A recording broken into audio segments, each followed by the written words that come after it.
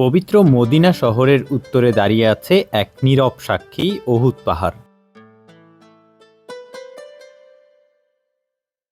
এটা শুধু একটি পাহাড় নয়, এটা মুসলিম উম্মার ইতিহাসের এক গুরুত্বপূর্ণ অধ্যায়।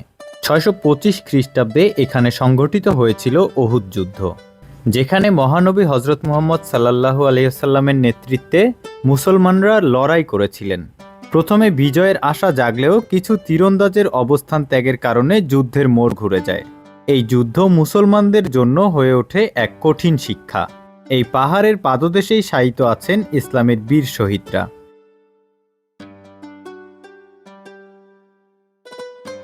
যাদের মধ্যে অন্যতম হজরত হামজা রাদিয়াল্লাহু। রাসূল সাল্লাল্লাহু আলাইহি ওয়াসাল্লাম এই পাহাড় সম্পর্কে বলেছিলেন, উহুদ আমাদের ভালোবাসে, আমরাও উহুদকে ভালোবাসি। আজও প্রতিদিন হাজারো মুসল্লি ও পর্যটক এখানে আসেন, ইতিহাসকে অনুভব করতে, শহীদদের স্মরণ করতে এবং নিজের ঈমানকে আরও শক্ত করতে। মাহবুবদের ওপরা হচ্ছে জিহাদের ময়দানের মতো আল্লাহ তাআলা যা আসতে পেরেছে, এটা বিশাল ভাগ্যের ব্যাপার। আল্লাহ জিহাদের ময়দানে থাকার মতো মাহবুবদেরকে।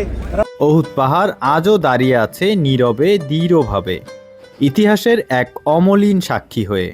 উহুদ শুধু একটি পাহাড় নয়, এটা বিশ্বাস, ত্যাগ আর শিক্ষার এক জীবন্ত প্রতীক। Desk report, Lalmonirhat news. সামনে বসে আমার চাচার কথা খেয়াল হয়ে যায়, তুমি আমার চাচাকে মাসরে